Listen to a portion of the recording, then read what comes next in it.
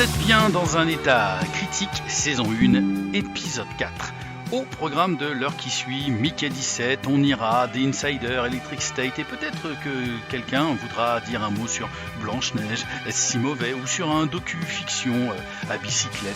Bref, comme d'habitude, on a vu des films, on a aimé, on est passé à côté, on vous dit tout. Les débats du mois, je dirais, tourneront autour de Disney et de l'annonce de Coco 2 qui a mis notre Christophe dans un vrai état critique, littéralement. Mais c'est Olivier qui va se charger de nous faire un petit résumé de la situation, pourquoi des suites, pourquoi des live action, etc. etc. Et on touchera un mot d'un casting débile et d'un grand acteur qui vient de nous quitter. La critique vintage nous a fait revoir un film dont la musique est plus connue que le film même. Et en fin d'émission, nos recommandations à voir, à entendre ou lire. Avec moi, un trio de critiques. Olivier à la basse, Christophe à la batterie et Florian à la guitare. Je suis Lilian et on commence tout de suite après la virgule.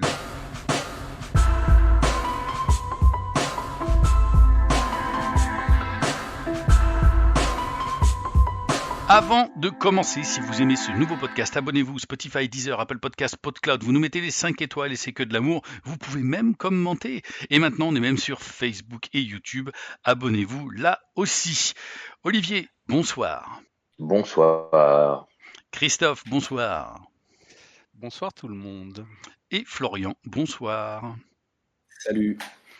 On va commencer tout de suite, on va vous parler effectivement des films qu'on a vus, et forcément Florian on va pas dire grand chose parce qu'il n'a pas vu grand chose, mais on va commencer tout de suite quand même par Mickey 17 parce que ça a été plutôt l'événement de ce mois-ci.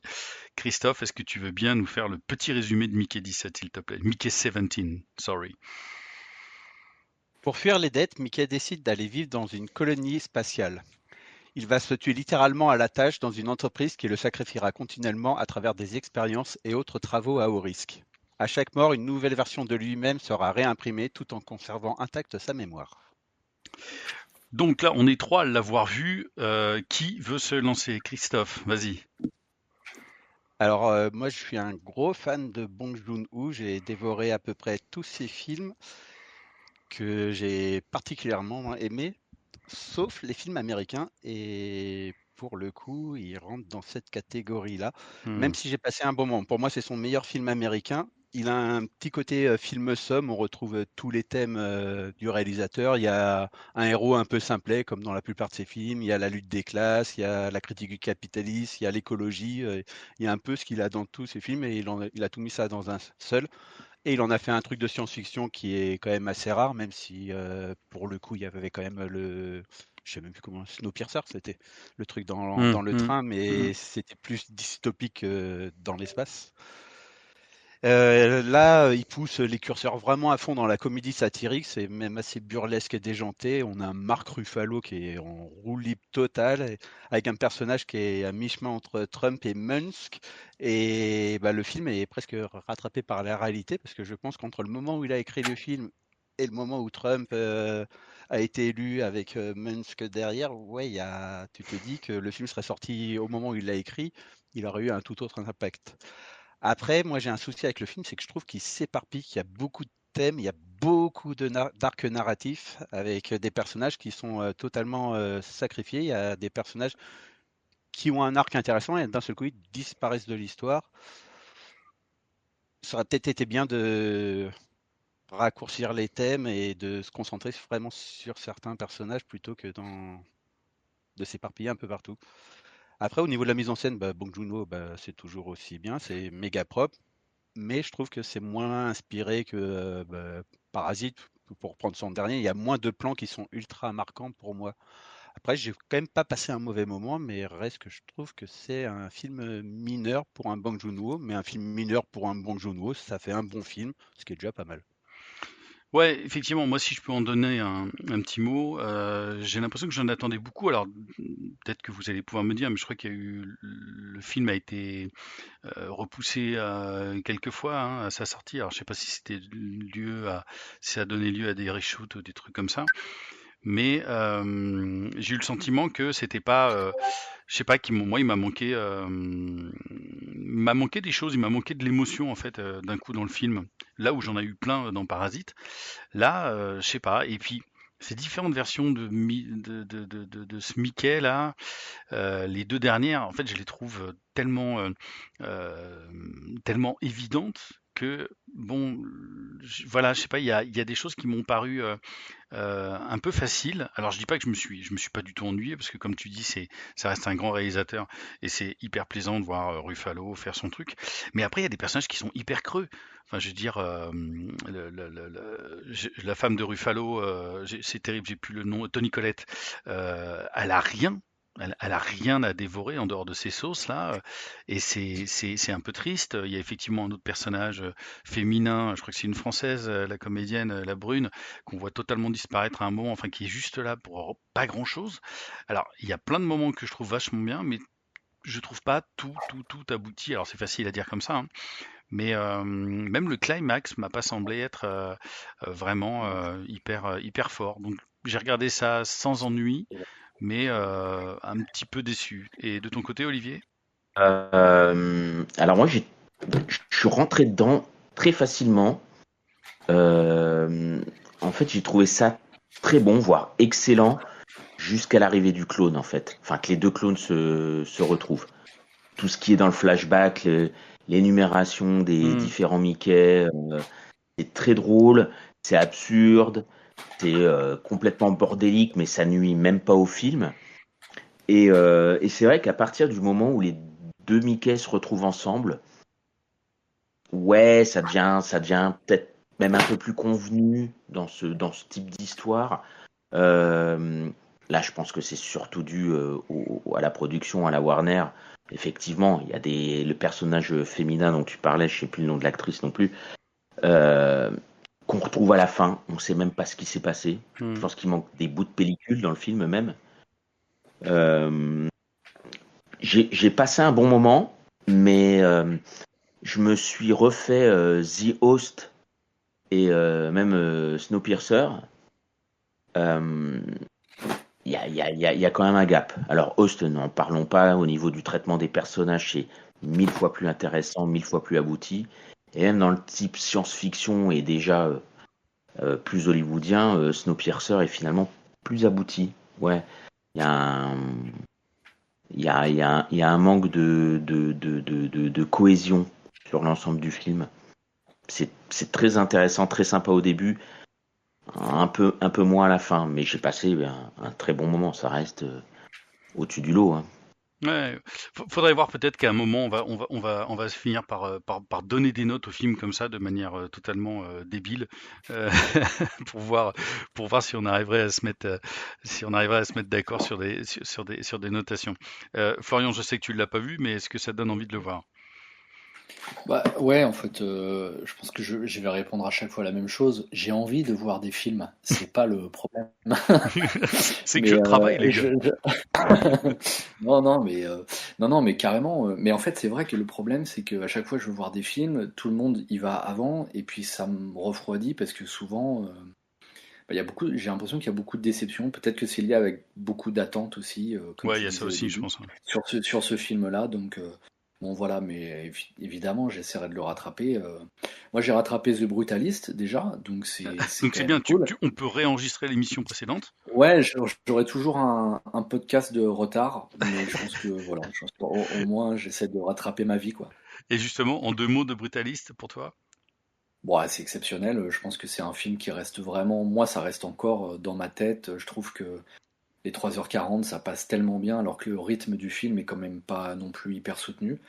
J'ai trouvé ça formidable, mais bon, après, on va pas revenir en arrière, et puis on a tellement de choses Non, non, à mais voir c'était là, mais important de, de, j'ai, de, j'ai- de toi de parler ouais, ouais, aussi de moi, ton ouais, sentiment. j'ai trouvé ça hyper fort, hein. Enfin, le casting est fou, quoi. On enchaîne, Christophe, avec un film français. On ira, d'Enya Barou. On ira, c'est l'histoire de Marie, 80 ans, qui est atteinte d'un cancer en phase terminale. Elle décide de partir ensuite, mettre fin à ses jours. Avec l'aide de son aide-soignant, elle demande à son fils et à sa petite-fille de l'accompagner. Le souci, c'est qu'elle n'a pas eu le courage de leur annoncer le but de son voyage.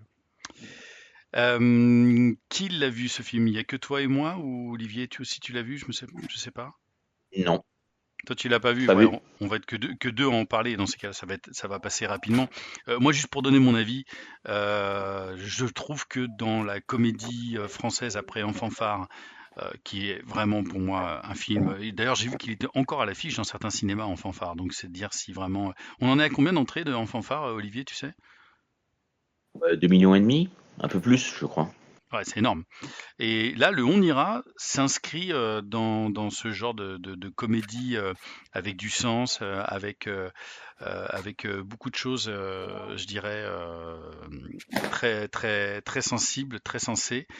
J'ai vraiment beaucoup aimé. Hélène Vincent, elle est vraiment exceptionnelle. Pierre Lotin, bon, j'ai l'impression qu'il développe un petit peu son personnage de enfant phare dans ce film-là. Et puis c'est vrai qu'on avait Pierre Lotin et Hélène Vincent l'année dernière dans un film je cherche vraiment mes réalisateurs là, c'est une catastrophe. Mais bref, il y avait déjà eu ce On couple viendra à l'automne, je Quand crois. viendra l'automne, merci. Ou Quand vient l'automne. C'est pas Quand vient l'automne? Possible. Je crois que c'est que quand vient l'automne. Et donc effectivement, ils avaient joué déjà ensemble. Moi, j'ai vraiment bien aimé. Je trouve qu'il y a des petits défauts à ce film. Et puis sur la fin, il y a des choses que je trouve un peu moins maîtrisées. Mais sur les rapports humains et puis sur le côté voilà road trip, le personnage là du père est vraiment ce gros loser là est vraiment génial. Ça m'a beaucoup plu. Et toi, Christophe? Comme toi, c'est dans le même style que Enfant Phare. C'est à la fois drôle et touchant. Le sujet est extrêmement lourd parce que ça parle Hmm. d'une femme qui veut mettre fin à ses jours. Mais le film est pourtant hyper feel good et très drôle. Et c'est surtout très bien écrit. Les personnages sont bien développés, les dialogues sont très bons. Et il y a plein de petits défauts, comme tu dis, mais c'est un premier film. Et c'est le premier film de Enya Barou. C'est celle qui a fait la mini-série Fleur Bleue. Je ne sais pas si vous connaissez. C'est une série Ouais. format court, des épisodes de 2 minutes. Et c'est elle qui réalise le film et qui l'a écrit avec 2 autres personnes qui bossent déjà avec elle dans Fleur Bleue. Et déjà, Fleur Bleue, les dialogues sont extrêmement bien écrits. Et ouais, non, c'est une comédie douce amère superbement dosée. Et moi, il y a des moments, je rigolais, et puis je réalisais qu'il y avait une larme qui coulait Hmm. d'émotion en même temps que mon rire. C'est très très bonne surprise Et ce de qui, ce début d'année, ouais. ouais, et ce qui est souvent raté, c'est la fin. Et là, je trouve que la fin est vraiment très très bien réussie. Ça marche vraiment bien.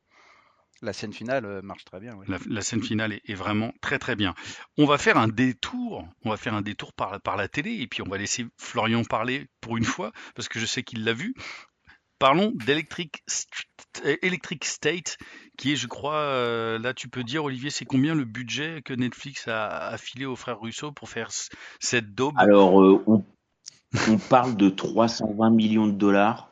Ouais. Je cherche. Oui, Enfin, non, assez. encore une fois. D'ailleurs, ça serait intéressant un jour de parler du système de fonctionnement de financement de Netflix, qui fait que les budgets sont aussi forts. D'accord. On pourrait y passer 10 secondes à un moment, mais voilà. 320 millions quand même. Waouh. Moi, Christophe, j'avais entendu 250, mais ouais. Bon, ouais, il y a peut-être, 200. il y a 70 millions qui se sont perdus quelque part. Ouais, ça doit être dans le Non, mais même eux, marketing. ils disent ça. Hein. Ils disent ça. Hein. Christophe, tu nous fais le petit résumé rapidement? Oui, et je confirme, c'est bien 320 millions de dollars le budget. Donc l'histoire se déroule dans un futur rétro-futuriste dans les années 90 où il y a une guerre entre les hommes et les robots. On va suivre une adolescente orpheline qui traverse l'Ouest américain avec un robot mystérieux qui porte la conscience de son frère disparu. Florian, vas-y. Bah écoute, tu fais gentiment chier, hein, on va pas se mentir. Je me suis dit, ouais, quand même, ça peut être chouette et tout. Sachant que vous aviez pas aimé, je me dis, ouais, peut-être, je vais essayer d'y aller positif. Puis en fait, c'est chiant, il se passe pas grand-chose. Non, franchement, c'est terrible, quoi. Millie Bobby Brown, j'achète pas du tout. Je la trouve pas crédible dans son rôle d'ado. Elle est toute bien apprêtée, puis faussement punk, j'en sais rien, enfin, je sais pas trop ce qu'elle joue. Et puis en fait, Chris Pratt, c'est pareil, ça pourrait être une aventure de Star-Lord, un peu déchu, c'est le même personnage, c'est la même chose. Bon, c'est un peu dommage. C'est vrai que pour autant de blé, autant de trucs, tu te rends compte que bon, quand t'as pas de scénar, ça change rien, quoi. Mais, euh, mais bon, ouais, bon, franchement. Et puis, alors, si on pouvait dire à Giancarlo Esposito de se retirer le balai qu'il a dans son cul depuis 20 ans et qu'il a le droit de faire une deuxième expression de jeu, franchement, allons-y, quoi. Mais bon, sinon, à part ça, voilà. Giancarlo, si tu nous écoutes. Olivier? Voilà. Je vais presque parler en dernier parce que je pense que je suis le moins virulent d'entre vous. Enfin, je vais être le moins virulent d'entre C'est vous. pas grave, faut faire ça fait des Euh, amplitudes. En fait, non. Alors attention, c'est pas bon. C'est pas bon, voire c'est mauvais.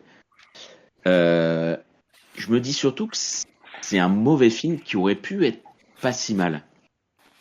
Parce que alors bon, c'est quand même tiré d'un bouquin, mais le pitch de base est pas mal. J'aime bien cette idée, effectivement, d'un univers parallèle, puisque bon, c'est les années 90 comme chez nous, mais enfin, comme on a vécu, mais voilà, qui a eu une histoire différente, donc un futur différent. Il y a des idées, mais le problème, c'est que tout est mal choisi dans ce film. Effectivement, le casting est pas bon.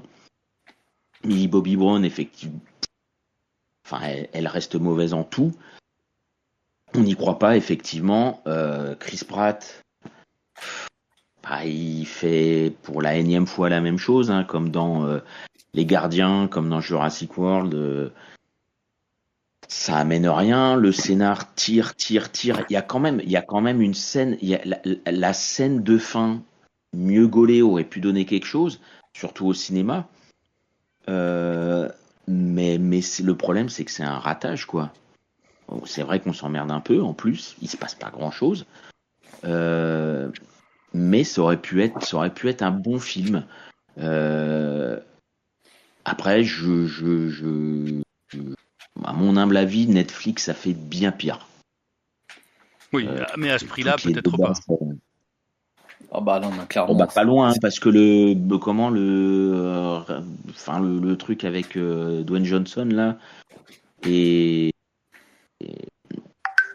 Gal Gadot et compagnie, là, c'était très très mauvais. On était déjà à 250 millions de dollars. Oui, mais Euh, à la différence, si je peux me permettre, c'est que c'est des films qui restaient quand même dans dans le top 10 des visionnages. Là, le film, il a complètement disparu au bout de même pas une semaine. Enfin, non, non, non. Non, bah Hein? non. Non, Comment non? non, parce que bah, il y a encore pas si longtemps, j'ai regardé, il était encore dans le top 10 et non, il a cartonné. Moi, je l'ai pas vu, hein. Ah bah au niveau mondial, il a cartonné le film. Après, Ah ouais? ça justifie pas le Tout budget, le monde. de se poser Ouais. des questions sur qu'est-ce qu'ils ont fait de tout ce pognon, mais je me suis plus emmerdé sur d'autres films Netflix. Après, ils vont dans le sens de tous leurs films d'action qui sont tout sauf des réussites, quoi, qui pourraient être même juste cool, cool à regarder, même si au bout de 2 heures on les a oubliés. Mais c'est malheureusement pas le cas, quoi. À mon avis, Netflix, enfin, en tout cas en termes d'action, ils s'enfoncent, ils n'arrivent pas à sortir la tête de l'eau, quoi. Enfin, s'ils l'ont eu hors de l'eau à un moment. Christophe, toi, à propos de ce film? Ouais, je suis en train de regarder en parallèle. A priori, il serait top 2 sur Netflix encore en ce moment. Alors moi, sur le film, bah, il y a des fois, je me dis que Marvel, on leur reproche souvent d'aller chercher des réalisateurs prometteurs du cinéma indépendant et leur talent est éclipsé derrière un cahier des charges monstrueux. Et ben les frères Rousseau, c'est l'inverse. Les gars, ils ont zéro talent et le cahier des charges monstrueux de Marvel leur sauve la mise. parce que c'est pas bon. Alors visuellement, c'est pas moche, les robots sont plutôt bien faits, ils sont bien intégrés à l'image, mais bah, ça, c'est pas eux qui le font. Et les robots sont issus du roman graphique, parce que c'est un roman graphique. Donc ils ont repris tous les dessins qui ont été faits dans le roman, ils ont refoutu ça en image de synthèse. Le rendu marche bien, mais par contre, au niveau des scènes d'action, il n'y a aucune scène d'action que je vais retenir. Il y a aucune inspiration visuelle. C'est plat, c'est creux. Chris Pratt, c'est Star-Lord, mais il a une moustache, donc ça change tout. Mais Il sort sinon, le bide. Il sort le bide.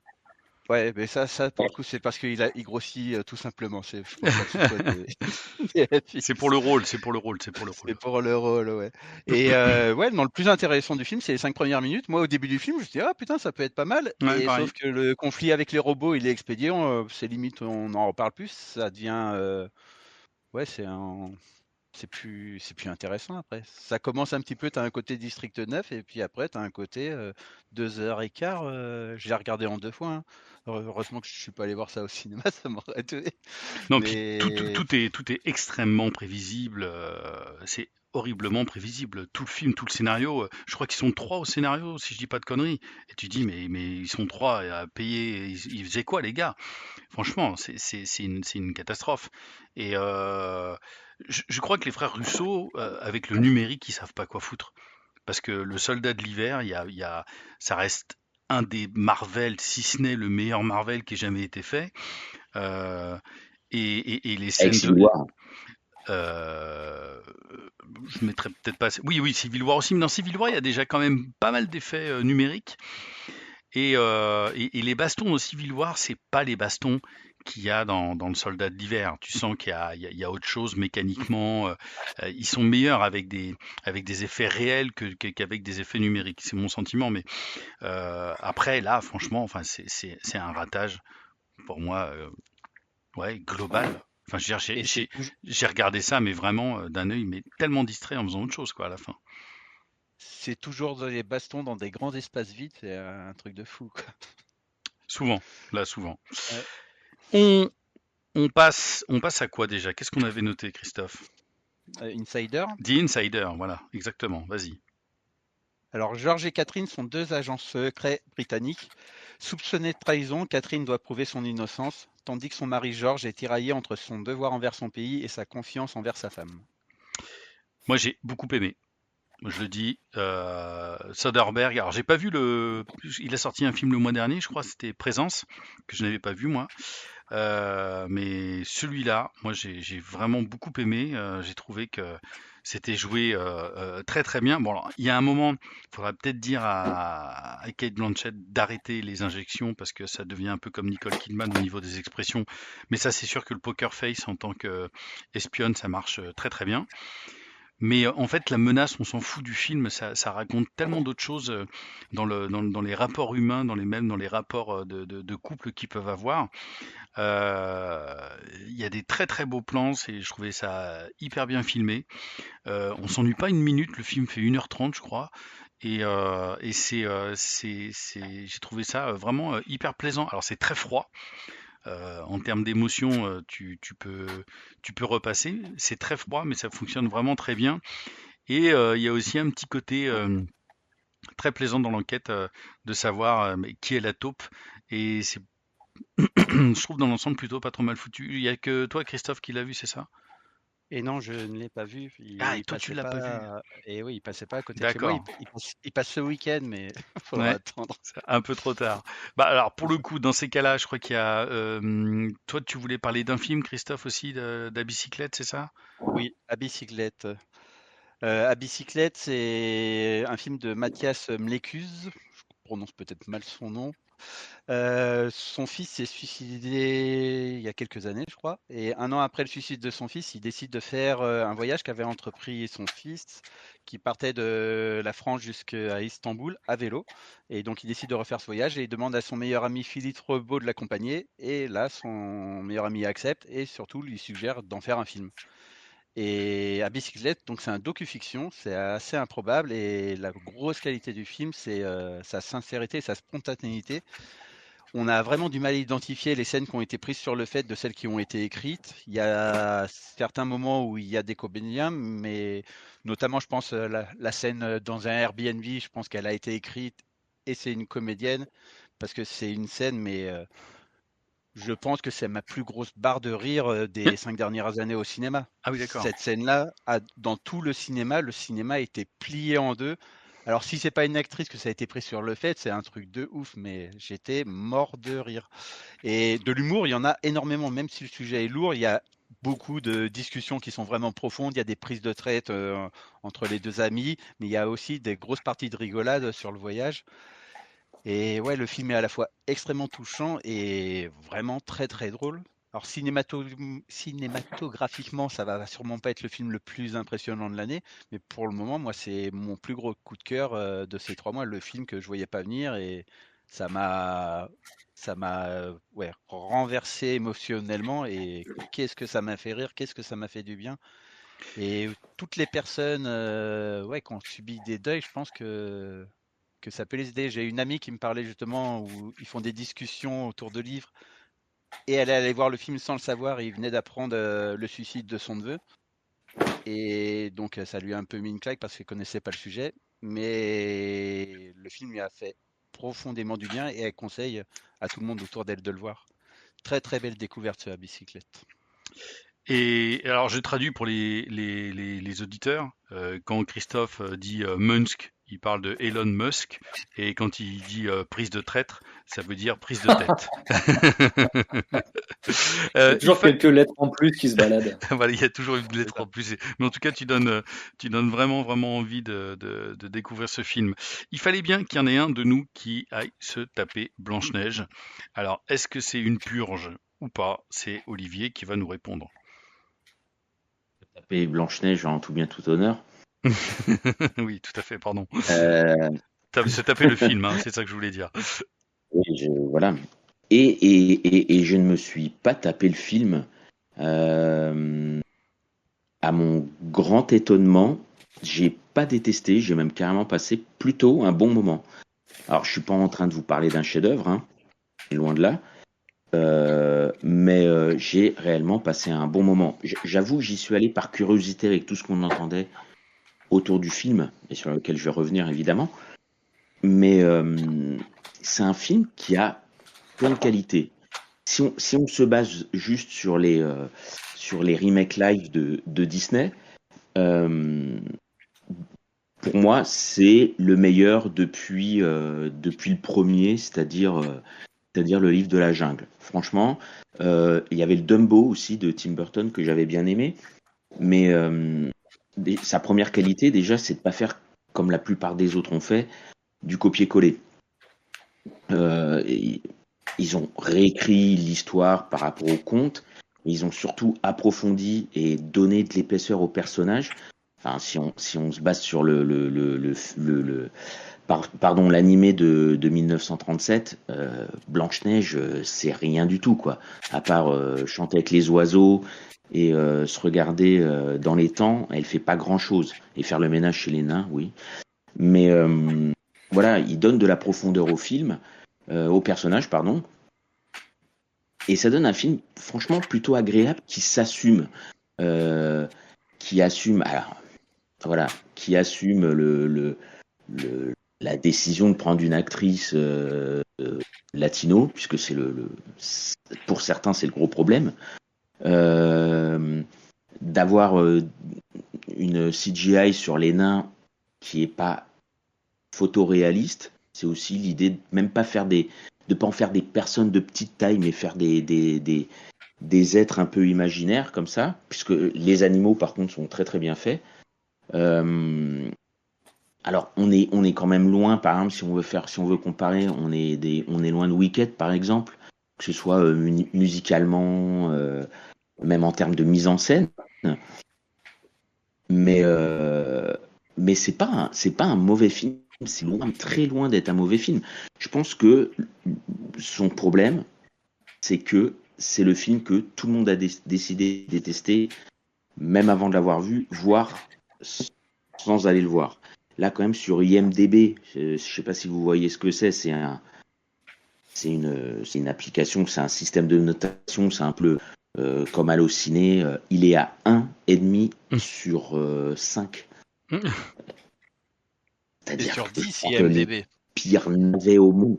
De quoi? C'est sur 10 les notes d'IMDB. C'est noté Ah oui, sur en 10. plus. Ouais. Ouais, c'est Oui, noté carrément. sur 10, ouais. Donc, Ouais. et soyons honnêtes, je pense que 3/4 des mecs qui ont mis des 0, qui ont mis des 1, on peut pas mettre 0, ont même pas regardé le film. Tu penses que c'est des On mecs peut qui pas ont... dire que le film mérite. Mais tu penses pas que c'est plutôt des mecs Ah qui bah, votent pour un parti d'extrême droite, dont la présidente ou l'une des plus grandes représentantes en France, vient de en se prendre un gros France, en truc là? France, oui, bah en France, oui. Après, il y a On va aussi pas faire de ce les podcast un truc pro-Trump politique, hein, les gars. Hein. du tout. Ou alors on fait une émission spéciale. Non, mais voilà, je veux dire, les notes, c'est n'importe quoi. Les gens ont décidé de base de détester parce que, alors, après, on pourrait faire tout un débat là-dessus. Euh, le manque de finesse de Disney pour faire de l'inclusion, voilà. Alors, la petite sirène qui devient afro-américaine, là, c'est une latino. Même s'il joue sur le fait que c'est pas une question de blancheur de peau, que c'est la beauté d'âme, la beauté intérieure, voilà. Il y a l'actrice Rachel Zegler, il y a aussi ses prises de position sur Gaza, pro-palestiniennes, qui ont beaucoup joué contre elle et contre le film, là rien, ce qui est complètement débile. Sans Par compter qu'il y contre, a Gal quand Gadot Gal en face, Gadot va ouais, poser c'est ça. avec des Ouais.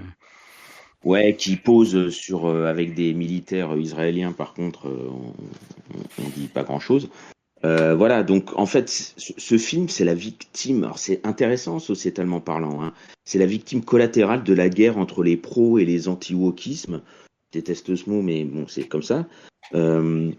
Et voilà, je pense que si on arrivait à avoir un petit peu d'objectivité sur ce film, c'est pas un mauvais film. Encore une fois, c'est pas un chef-d'œuvre, mais moi j'ai passé un très bon moment. Il y a des scènes musicales qui sont très sympas. Euh, et à mon avis, on a mis en avant des problèmes qui n'en étaient pas, parce qu'il y en a un dont on parle pas, c'est le niveau de jeu de Gal Gadot. C'est juste une catastrophe. Ouais, mais il y a des mèmes et tout qui passent On sur elle parlait maintenant. Ouais. Ah ouais, mais voilà. Alors on parlait de manque d'expression chez Millie Bobby Brown ou à cause du Botox euh, chez Kate Blanchett. Cate Blanchett, pardon. Là, elle n'a pas besoin de Botox, elle a besoin de rien pour avoir un quart d'expression parce qu'elle s'arrête dans ses expressions en plus. Tu vois, non, mais c'est une cata cette dame. Voilà. Mais non, le film est. J'espère qu'il sera réévalué à un moment parce qu'il est vraiment pas si mauvais que ça. Eh bien, on va continuer de toute façon à parler de ça rapidement parce que le podcast avance et puis et tu en as fait une longue critique. On va continuer juste après la virgule pour parler des petits débats, des petites actus de ce mois-ci.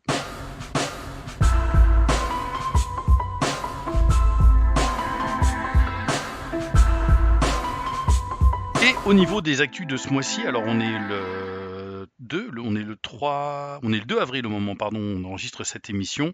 Et déjà, d'abord, on a appris hier soir que Val Kilmer est décédé, pardon, d'une pneumonie à l'âge de 65 ans, donc très jeune. Alors, on l'avait vu dans Top Gun Maverick, déjà pas en très très bon état. Déjà pas très très en forme, et je pense que c'est malgré tout un bel hommage que Tom Cruise a voulu lui faire de son vivant. Est-ce qu'il y a un film, une image que vous retenez de Val Kilmer, Christophe? Alors moi, je suis pas un grand fan de Val Kilmer, mais si je retiendrai une image, c'est son rôle dans Hit. Ouais. C'est le rôle qui m'aura le plus marqué dans un film qui est grandiose à lui tout seul. Et ouais, non, il a un second rôle. Il n'est pas très souvent à l'image, mais il apporte quelque chose. Son histoire de personnage, il y a un développement, ça marche très bien. Mais après, c'est vrai que j'ai pas vu beaucoup de ses films. Il y a Batman Forever, mais bon, c'est peut-être le pire, donc je vais pas le sauver là-dessus. Florian? Voilà. Bah ouais, en fait, c'est vrai Pardon que de te dire réveiller. Batman Euh, non, non, mais je vous écoute attentivement. Non, mais c'est vrai que j'allais dire Batman Forever, non pas pour la qualité du film, mais puisque ça correspond à mes premières cassettes vidéo hmm. et donc du coup c'est un souvenir un peu particulier. Willow aussi, même si c'est un petit peu plus loin dans mon souvenir, mais c'est vrai que la scène de Top Gun Maverick où ils sont tous les deux est quand même assez touchante, tu vois. Donc ouais, et Hit évidemment. Belle carrière quand même, même si c'est vrai que sa fin est quand même assez triste et sa maladie ouais, difficile, quoi, mais voilà. Et pour moi, ce sera plutôt les Doors. J'avais vraiment adoré les Doors à l'époque. J'écoutais beaucoup les Doors et son interprétation de Jim Morrison était quand même assez. Le film est contestable, mais lui était vraiment super dedans. Olivier. Ben, j'allais dire, pour pas dire comme les autres, Hit, je vais dire les Doors. Non, ouais, moi, il m'avait vraiment marqué dans les Doors. Pour dire, c'est que j'avais vu évidemment Willow quand j'étais plus jeune et que j'avais pas tilté que c'était lui.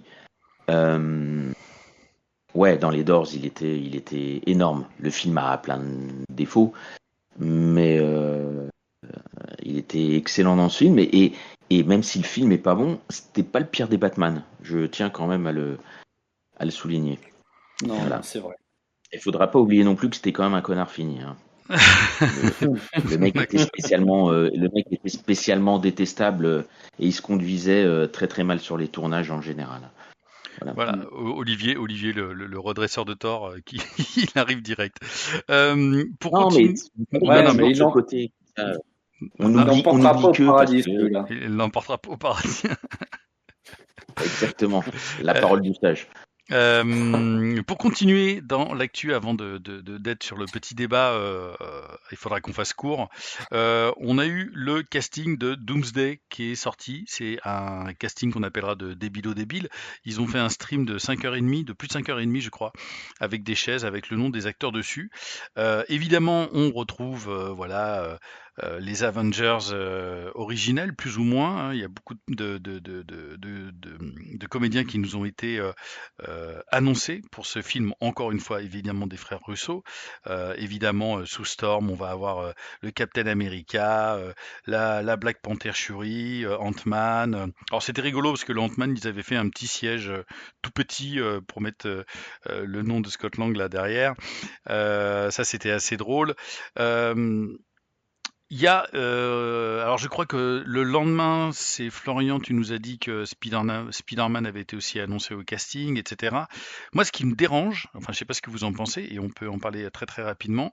On voit qu'il y a le nom de tous les Thunderbolts, sauf un, et tu te dis, bah en fait, les mecs, ils ont déjà spoilé que Taskmaster dans les 5 ou 10 premières minutes du film va se faire buter, quoi. Voilà. Oui, non, mais complètement. Ouais. Et, voilà. Ils sont tellement. C'est le truc qui va a priori les sauver. Doomsday. Ils en ont plus rien à faire de ce qu'il y a autour et voilà, je t'envoie les infos, ils réfléchissent pardon, même pas à se dire s'ils vont spoiler ou pas. Christophe, toi, t'es hypé, pas du tout, toi, parce que t'es un petit peu en dehors de Marvel depuis un certain temps. Oui, moi, Marvel, j'ai un peu jeté l'éponge et à part Loki, ouais, il n'y a pas grand... Si, Strange à la rigueur, il n'y a pas grand-chose dans les personnages que je suis content de voir. En fait, les personnages m'intéressent plus dans Marvel. C'est mon gros Hmm. problème que j'ai avec. Je Le pour le seul moment, il est pas Marvel que annoncé, je, hein. voilà, le seul Marvel que je suis sûr d'aller voir, c'est les 4 Fantastiques. Parce qu'il y a ce petit côté rétro qui pourrait être sympa, mais tous les autres Marvel, même là, Avengers, ça a beau être l'orgie de super-héros, je sais même pas si j'irai voir au cinéma. Oui, et puis en plus, on a vu qu'il y a des vieux X-Men qui vont arriver. Enfin, il y a Xavier qui revient, le vieux Magneto qui revient. Mais tout ça, c'est pourquoi ça va être développé en 2 minutes et demie à l'écran. Donc, je vois même pas l'intérêt. Florian, toi, t'en as pensé quoi de ça? Ouais, je suis assez d'accord. Je suis un peu perplexe. Déjà, je trouve que l'Avenger, ça arrive trop tôt par rapport tu vois, tous les autres films qu'ils mettent en place et tout ça. Enfin, c'est censé être un gros événement quand même, tu vois, une réunion de super-héros, mais t'as l'impression que ils ont pas tout mis en place. Tu vois les dynamiques des personnages et tout ça. Et puis c'est vrai que dans le casting, il y a pas beaucoup de héros marquants là sur cette phase 4, 5, j'en sais rien, 6, je sais pas. Donc je suis un peu perplexe. Après, ah, il y a vraiment de quoi faire, tu vois, mais bon, je suis un peu. Tu vas savoir qu'il arrive déjà en 2026, l'année prochaine. Ouais. Je trouve ça ouf, quoi. Et sur Mais bon, à Et voir. sur, voilà, alors ça c'était quand même sur les deux petites actus sur lesquelles on voulait rebondir rapidement. Olivier, toi tu nous as préparé un petit truc pour nous dire pourquoi il y a tant de live action chez Disney et on va essayer de serrer un petit peu sur le timing de tout ça. Vas-y, dis-nous. Non, je vais essayer de faire vite.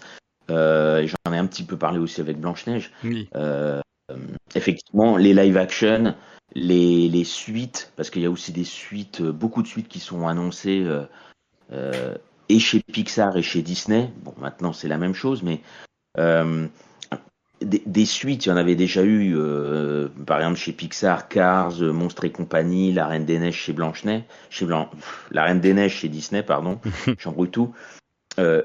Dernièrement, on a eu Vice Versa 2, Vaiana 2, mais là, il y en a plein qui arrivent. Alors, effectivement, on a entendu ça fait aussi partie des news qu'il allait bientôt y avoir un Coco 2 qui était en préparation.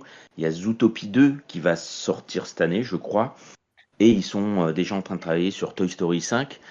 Euh, je crois qu'en fait, chez Disney, il y a alors chez Disney, on va resserrer sur les animations et sur les live action des classiques Disney, mais on pourrait aussi en parler pour Star Wars et puis pour les Marvel.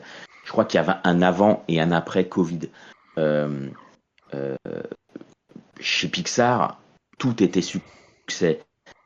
Est arrivé, si je dis pas de bêtises, juste avant le premier Covid, il y a eu En Avant qui est sorti, qui a pas très bien marché. Après, ils ont décidé pendant le Covid de passer les films sur Disney+. Il y a eu Soul, il y a eu Lucas. Alors Soul a enchanté tout le monde. Je crois que la plupart des gens ont trouvé ça génial, mais finalement, il est très peu cité. On a l'impression qu'on s'en souvient déjà plus. Euh, et voilà, il faut revenir au top. Donc, sur quoi on mise? Sur les valeurs sûres.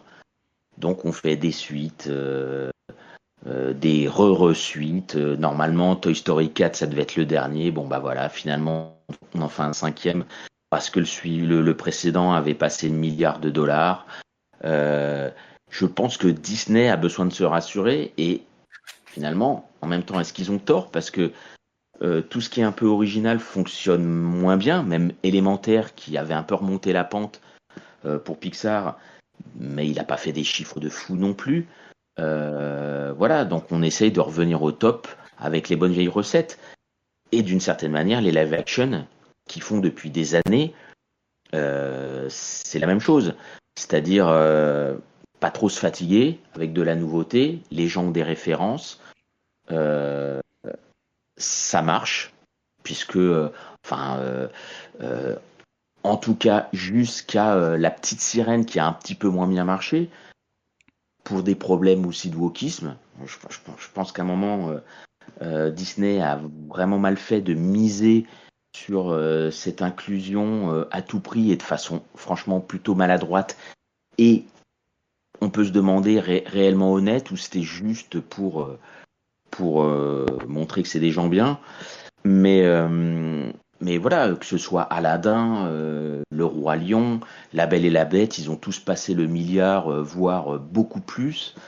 Euh, mais j'ai un peu l'impression et que les gens en ont un peu marre. Et puis surtout, faut trouver une recette apporter quelque chose de neuf dans du vieux. Si c'est pour faire du copier-coller, comme ils ont pu faire avec Aladdin, ou pour moi le pire c'est La Belle et la Bête. On peut passer tout le film, enfin les deux films, le live action et le dessin animé classique l'un à côté de l'autre, c'est plan par plan la même chose. C'est aussi pour ça que j'ai apprécié le Blanche-Neige. Euh, et c'est réellement ça le problème, parce que, en tout cas en ce qui me concerne, dans le fond, on peut me proposer des préquels, des suites, des reboots, des remakes. Moi, tant que c'est de qualité, ça me dérange pas. Le problème, c'est que tout ça, ça apporte pas grand-chose, que c'est pas toujours de très bonne qualité. Le Vice Versa 2 était pas ouf par rapport au premier, qui reste un des meilleurs Pixar. Là, je crois qu'il y a je sais pas, je crois que c'est cette année qu'arrive le Lilo et Stitch. Ça a l'air pareil, la même chose que ce qu'était l'animé. Donc pourquoi en refaire un? À part peut-être faire venir les plus jeunes avec un média qu'ils connaissent mieux que les films en 2D. Mais voilà, j'ai l'impression que artistiquement, il faut qu'ils trouvent quelque chose de nouveau, Disney. Sinon, sinon ils vont s'enfoncer comme ils sont en train de le faire maintenant. Est-ce qu'ils en ont envie de faire quelque chose de plus artistique? J'en suis pas bien sûr. Et en 2 mots, vos réactions, Christophe? Alors, je pense que Disney fait toutes ses suites et compagnie un peu pour le pognon, un peu comme tous les gros studios avec n'importe quelle licence.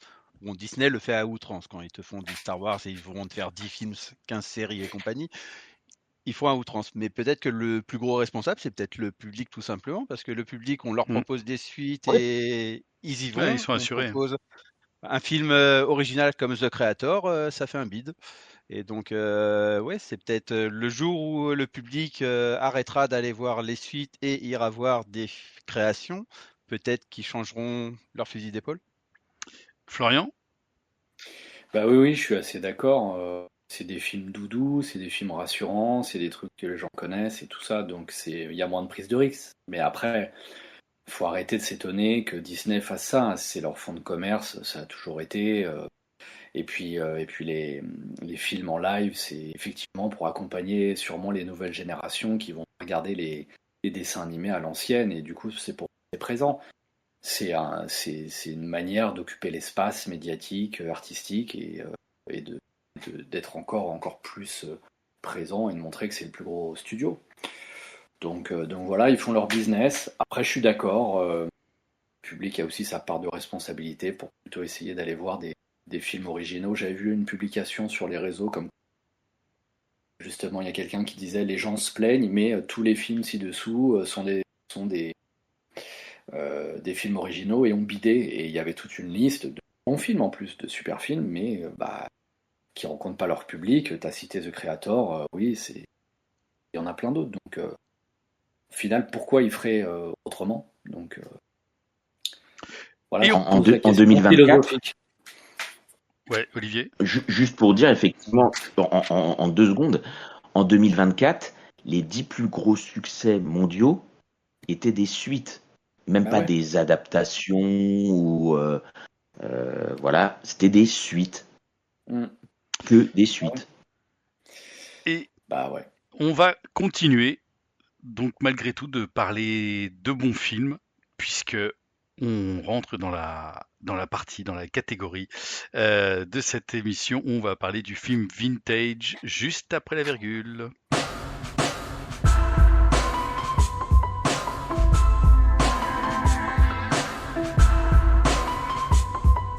Et donc pour la critique vintage de ce mois-ci, c'est Florian qui nous proposait un film. Et quel film? Tu veux nous en parler Oui, un tout petit donc, peu avant qu'on te le renvoie dans la tête ou qu'on te dise que c'était un super choix?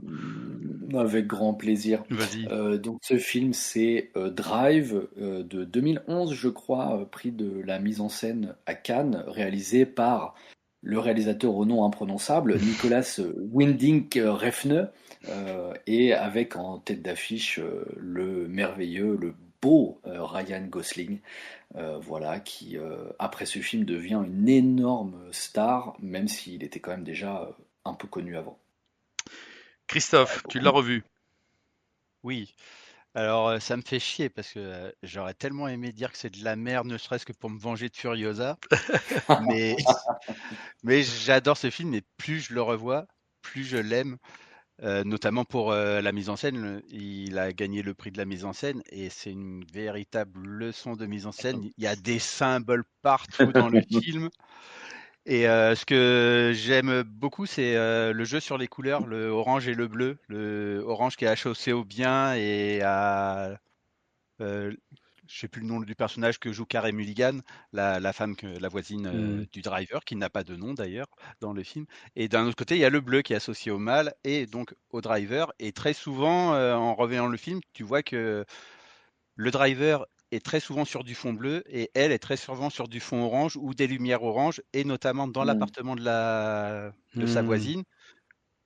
Elle est dans une partie de l'appartement qui est orange, lui dans une partie qui est bleu. Il y a toujours un jeu Ouais, sur c'est les très lumières. sombre. Mm. Mm. Et Mm. par contre, je n'aime pas la fin. Alors bon, on va pas la spoiler, même si bon, on pourrait presque le film est vieux. Mais pour le coup, je trouve que la fin n'est pas crédible alors que tout le film l'est. Après, est-ce qu'elle est réelle ou pas? Il y a un débat là-dessus, mais elle Ouais, il est y a ça tournée aussi. en tant que réalisme, alors que la scène de l'ascenseur qui est complètement dingue, c'est un fantasme dans l'esprit du driver, mais c'est assumé par la réalisation. La lumière change totalement, ça passe au ralenti, c'est ce qui se passe dans la tête du gars. Mais la scène de la fin, il n'y a pas de jeu de mise en scène qui te laisse dire c'est un fantasme. Et ouais, la fin, j'ai du mal, mais tout le reste du film, c'est assez dingue. Il y a cette violence que tu vois pas venir, qui est, à chaque fois, elle arrive, waouh, Qui est quand elle t'arrive dans explosive. la gueule, mais Ouais. ah ouais. Et surtout la toute première scène de violence, bah tu crois pas que le film il va aller là-dedans. Et la relation entre les deux, elle est assez magique, même si tu voudrais que ça aille encore plus loin, parce qu'elle marche bien leur histoire. C'est un très très bon film et une véritable leçon de mise en scène. Olivier? Euh, Moi, j'avais adoré, mais vraiment adoré quand j'étais allé le voir au cinéma. Je me demande même si c'était peut-être pas mon film préféré de l'année, enfin l'année de sa sortie, quoi. Donc j'avais un peu peur de le revoir.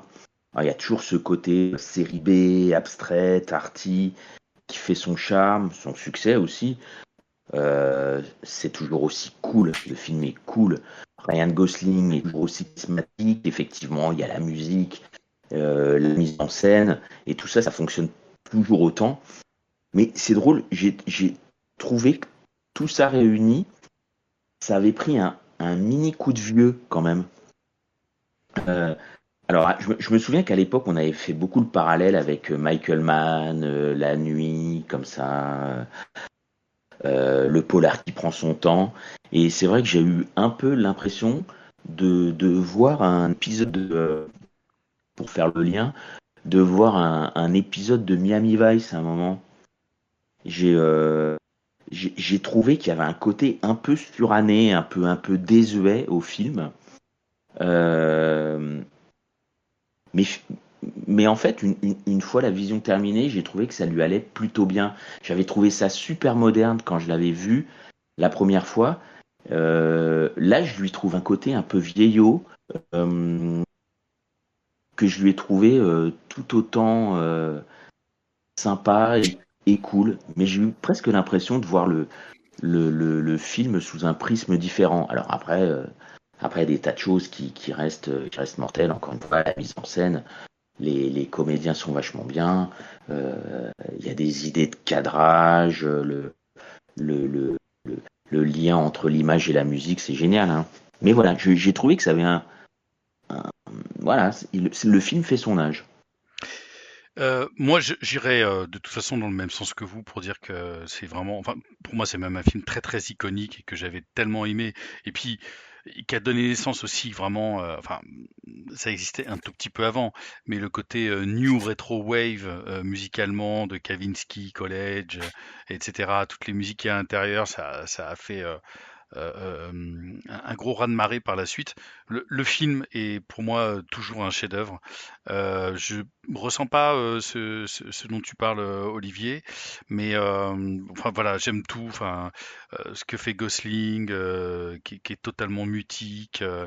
Je trouve que le film c'est une vraie expérience sensorielle totale. C'est sans graisse, ça prend aux tripes, ça caresse ta rétine, cette espèce de photographie sublime de Los Angeles. Enfin, je trouve que le film, c'est presque un trip à un moment. C'est drôle parce que quand je revoyais le film, je repensais au générique de Taxi Driver, qui est vraiment un générique à moitié sous héroïne et tout ça. Mais il y a un truc fantasmagorique là-dedans qui se crée. Le petit bémol que j'ai, c'est que c'est vraiment un film de cinoche. Et à moins d'avoir une installation comme celle que Christophe peut avoir, bah, même sur un grand écran, euh, il m'a manqué la sensation d'une salle de cinéma pour voir ce genre de film-là. Ça perd de le revoir sur un écran de télé, même un grand écran de télé, on peut en avoir un grand. Il y a quelque chose voilà, c'est moins, comment dirais-je, immersif que ce que j'ai pu avoir. Mais au-delà de ça, c'est parce que c'est juste, on peut pas voir ce film sans arrêt au cinéma. Si je le revoyais au cinéma, je pense que je repenserais exactement la même chose. Florian, merci de nous avoir proposé ce film. Tu vois que ça fait l'unanimité. Avec grand plaisir et j'en suis ravi. Euh, Si je peux dire quelques petits mots. Vas-y, vas-y, vas-y. Je suis d'accord avec tout ce que vous avez dit. Moi, je l'ai encore plus apprécié en le revoyant. Ce qui m'a surtout marqué, c'est la manière dont les deux personnages évoluent entre eux et qui fait d'un un dialogue du quotidien une espèce de tension dans les jeux de regard et une romance naissante en quelques scènes et en quelques répliques. Et enfin, j'ai trouvé ça tellement fort dans ce côté un peu romantisme. Et évidemment, tout est brutal, tout est peut-être même viscéral, instinctif, hein, bref. J'ai vraiment kiffé. Pour moi, c'est un de mes films préférés. Quand je l'ai vu au Cinoche, justement, je l'ai vu au Max Linder à l'époque. T'avais Je me l'âge? rappelle- Ouais, j'avais l'âge. Ouais, ouais, j'avais demandé un mot à mes parents Mm. et je l'ai vu au ciné dès les premières notes de musique, dès les premières plans. Je me suis dit, Ouais. waouh, je suis sûr que je vais kiffer ce film. I'm Et vraiment, ça giving m'a you a night vraiment- call. exactement, exactement. Je sais pas pourquoi ils t'ont pas pris au JO, mais Ouais, je me demande aussi. ouais, je vois vraiment, Franchement, c'est étonnant. là, il faut faire une pétition même. Bah oui, oui, je pense qu'il faut renverser tout ça. Et donc voilà, je suis ravi de l'avoir revu et je suis content que vous l'ayez encore plus apprécié comme moi. Eh ben, en tout cas, pour le mois prochain, c'est moi qui vais vous proposer un autre film et j'ai tout à fait en tête ce que je vais vous proposer. Je vous préviens, à mon avis, vous êtes pas prêts et vous n'êtes pas prêts même de le retrouver. Il va falloir que vous passiez par le Darknet pour pouvoir le retrouver. Je vais vous proposer de revoir Short Circuit. Qu'est-ce que c'est que ça? Et toi, je sais que toi, tu l'as peut-être même jamais vu, Oui, mais putain, c'est fou! Oh là là, Short superbe, Circuit. Et croyez-moi, on pourra superbe. vraiment en Good time. parler parce que c'est quand même un film qui a inspiré un des plus beaux Pixar qu'on ait jamais vu. Eh oui. Donc voilà, on en reparlera. Short Circuit, ça sera à vos devoirs pour le mois prochain. On Je suis se, curieux. on se retrouve juste après cette petite virgule pour parler de nos recommandations.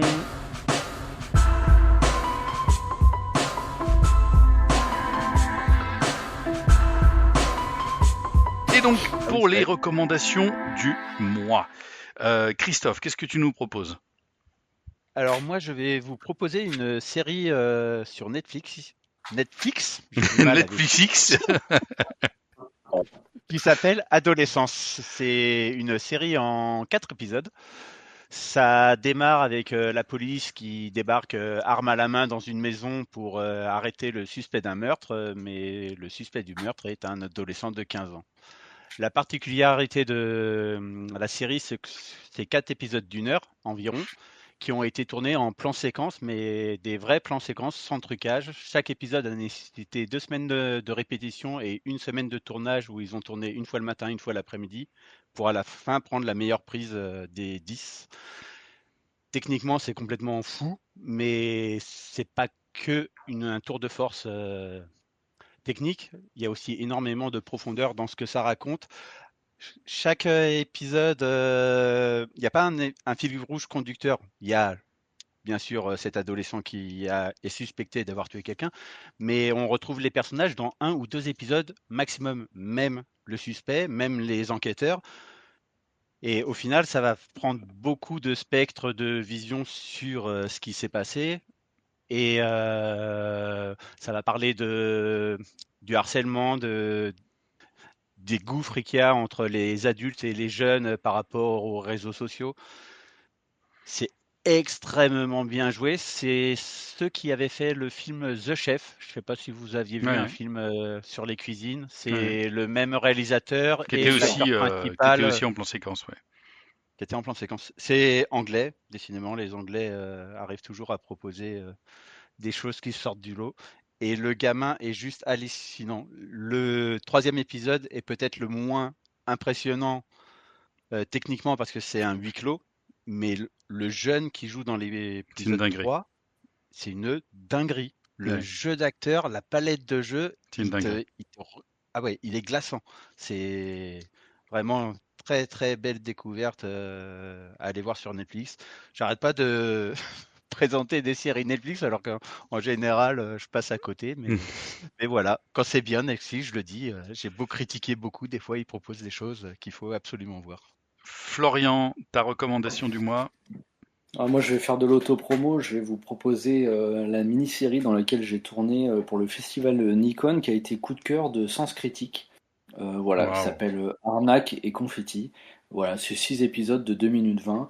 C'est une petite, un petit bonbon qui se mange là en 15 minutes. Et puis voilà, comme on a été très content et très fiers d'avoir cette petite distinction, je me permets d'en parler. Et on peut voir ça où? Sur le site du festival Nikon de cette année. Ok, génial, super recommandation. Ma recommandation à moi, elle n'est pas à voir, mais elle est, enfin si c'est un peu à voir parce que c'est principalement plutôt à lire. On a parlé de romans graphiques. Petit à petit, je rentre dans le monde des romans graphiques. C'est Nella, enfin ma chère et tendre, qui m'a offert un bouquin qui s'appelle In Waves de Haji Dungo. Qui est paru chez Casterman. C'est une BD extraordinaire sur le deuil. C'est un récit autobiographique d'ailleurs d'un type qui va voir sa nanette qui faisait du surf mourir d'un cancer très jeune. Alors déjà d'abord on va lui amputer une jambe et puis mais en parallèle il y a toute l'histoire, tout l'historique du surf, comment est arrivé le surf est devenu vraiment ce grand mouvement de sport mondial, etc. Bref, le bouquin est extraordinaire. Il y a très peu de dialogue, tout se joue dans un graphisme sublime et très étonnant parce que tout est dans une même couleur, dans une même teinte de bleu, vert, évidemment qui rappelle la mer, les océans et tout ça. C'est superbe, c'est bouleversant. Évidemment, c'est pas drôle, hein, bien sûr. Enfin, il y a des moments qui sont drôles. Les vignettes sont faites de manière très originale. C'est si vous avez l'occasion de pouvoir, ne serait-ce que feuilleter quelques pages de In Waves d'Haji Dungo aux éditions Casterman, c'est vraiment un bijou. Olivier. Moi, je retourne sur Netflix. Alors pas pour une série, pour un film. J'ai envie de dire le fameux, tellement on en a entendu parler parce qu'il date quand même d'il y a un peu plus de 2 ans. RRR de, alors attention, SS Rajamouli. C'est un film indien. Je sais pas si vous en avez entendu parler parce que c'était le méga blockbuster. Ouais, c'est un peu sorti au cinéma. Le méga blockbuster indien, plus gros budget de l'histoire, quelque chose entre 50 et 70 millions de dollars, enfin l'équivalent, par ses recettes aussi. Alors on connaît le cinéma indien par sa grandiloquence, les scènes bollywoodiennes, de la danse, le truc qui arrive entre 2 scènes de baston, il y a une scène chorégraphiée avec des nénettes qui dansent et tout ça. Alors là, nous sommes en Inde, dans les années 1920, au moment du Raj britannique, c'est-à-dire là où l'Inde était une province de l'Empire. Et donc le film dure un peu plus de 3 heures, et pendant ces 3 heures, on célèbre le soulèvement de tout un peuple contre son oppresseur à travers 2 héros, voilà, qui sont capables de tout. Je pense que même tous les Avengers, tous les X-Men réunis, n'arrivent pas à faire ce que font les 2 gars là. Donc on a comme toujours dans ces films, des scènes d'action énormes qui frôlent, on va pas se mentir, à certains moments le n'importe quoi. Mais ce qui est drôle surtout dans ce cinéma, et alors multiplié par 10 dans ce film, c'est que ça serait dans un film américain par exemple. Ouais. On trouverait ça complètement ridicule. Mais là, ça fonctionne complètement. Ça donne un extraordinaire souffle épique au film. Et on passe un super moment. Les 3 heures, on les voit pas passer, même s'il y a plein de trucs qui paraissent un peu comme ça enfantins. Mais voilà, c'est un grand film d'action, un très très beau spectacle, et c'est beau de voir un peu autre chose de temps en temps, même au sein des blockbusters. Bien, allez, c'était une émission qui a été encore longue. On n'arrive pas à faire court, on bavarde. Merci en tout cas à Florian, merci à toi. Merci Olivier aussi pour le petit débat autour de live action. Et merci Chris, merci Christophe à chaque fois pour les petits résumés, tu maîtrises tout ça. Voilà. On finit dans un état critique. On se retrouve donc le mois prochain pour un nouvel épisode. Et d'ici là, on vous souhaite de vous faire de bonnes toiles. Ciao!